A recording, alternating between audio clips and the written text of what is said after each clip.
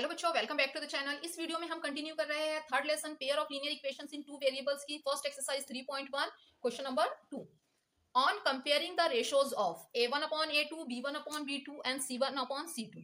इनके हमें ratios compare करना है। Find out whether the line representing the following pair of linear equations intersecting at a point parallel और coincident. सो यहाँ पर हमें पेयर ऑफ इक्वेशंस गिवन है और इनके रेशोज हमें कंपेयर करके ये फाइंड आउट करना है कि अगर हम इनका ग्राफ प्लॉट करते हैं तो इनकी जो लाइंस रहेंगी वो इंटरसेक्टिंग रहेंगी, पैरेलल रहेंगी या फिर कोइंसिडेंट रहेंगी। तो इसके लिए हमें सबसे पहले क्या फाइंड करना होगा, इनके रेशोज। सो रेशो फाइंड कर लेते हैं हम। यहाँ पर हमें first pair of equation given है 5x minus 4y plus 8 is equal to 0, 7x plus 6y minus 9 is equal to 0। तो सबसे पहले हम क्या करेंगे, इसको स्टैंडर्ड फॉर्म से कंपेयर कर लेंगे। सो कंपेयर करेंगे a1x plus b1y plus c1 is equal to 0। इन दोनों इक्वेशन को अगर हम कंपेयर करें तो हमें a1 की वैल्यू मिल गई 5, b1 की वैल्यू माइनस 4 और c1 की value 8। a2x plus b2y plus c2 is equal to 0 से कंपेयर किए तो a2 की वैल्यू 7, b2 की वैल्यू 6 और c2 की वैल्यू माइनस 9। अब हम क्या करेंगे, इन सभी के रेशोज फाइंड कर लेंगे।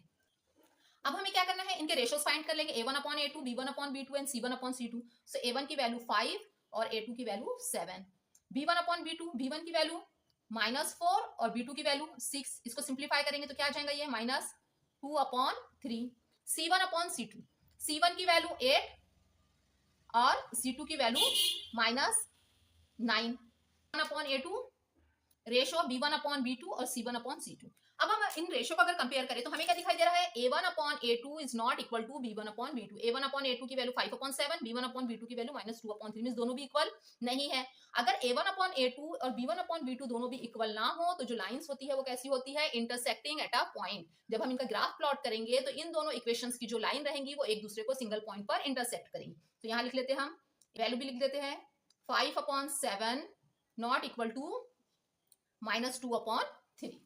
अब इसका आंसर लिखना होगा हमें।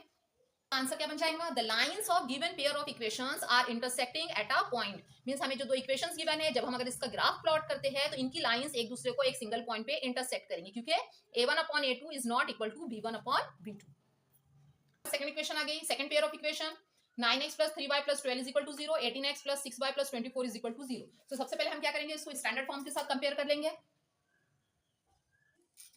सो हमारे पास स्टैंडर्ड फॉर्म क्या है, a1x plus b1y plus c1 is equal to 0। इन दोनों इक्वेशन को कंपेयर करेंगे। So a1 9, b1 3 and c1 12। Second equation को कंपेयर करेंगे। सो a2 इक्वल है 18 के, b2 इक्वल है 6 के और c2 इक्वल है 24 के। अब हमें क्या करना है, यहाँ पर a1 a2 b1 b2 और c1 c2 का रेशो फाइंड कर लेंगे।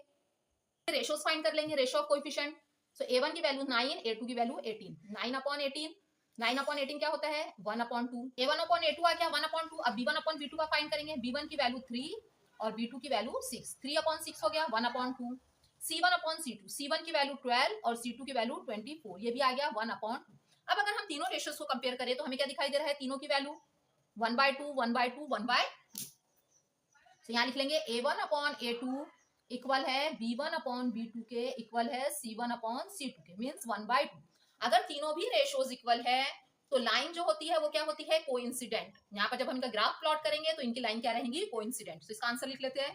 तो आंसर क्या आएगा इसका, the lines of the given pair of equations are coincident. ये जो हमें दो इक्वेशंस गिवन है, इनका जब ग्राफ प्लॉट करेंगे तो इनकी लाइंस कैसे रहेंगी, कोइंसिडेंट है। कोइंसिडेंट है means they have the infinite solution.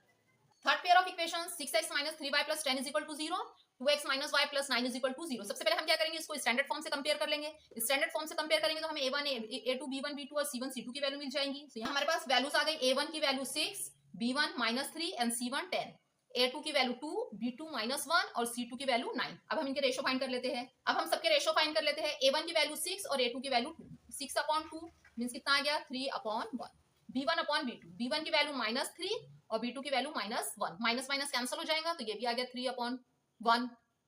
c1 upon c2, c1 की वैल्यू 10 और c2 की वैल्यू 9। अब अगर हम यहाँ पे इनके रेशो को कंपेयर करें तो a1 अपॉन a2 आ रहा है 3 अपॉन 1, b1 अपॉन b2 भी आ रहा है 3 upon 1, but c1 upon c2 equal नहीं है, इसकी वैल्यू है 10 upon 9। It means a1 upon a2 equal है b1 अपॉन b2 के। इट मींस यहाँ से अगर हम देखें तो हमें क्या कंक्लूजन मिल रहा है, a1 अपॉन a2 इक्वल है b1 अपॉन b2 के, not equal to c1 upon c2। इसको लिख लेते हैं 3 upon 1 equal to 3 upon 1 not equal to 10 upon 9। तो हमारे पास ये कंडीशन बन रही है। और जब इस टाइप की कंडीशन हो तो लाइंस क्या होती है, पैरेलल। लाइंस जो रहेंगी वो क्या होंगी, पैरेलल। तो आंसर लिख लेते हैं हम। इसका आंसर क्या बन जाएगा? The lines of given pair of equations are parallel. हमारे पास जो ये पेयर ऑफ इक्वेशंस गिवन है, जब हम इसका ग्राफ अगर प्लॉट करते हैं तो उसकी जो लाइंस रहेंगी वो क्या रहेंगी? पैरेलल।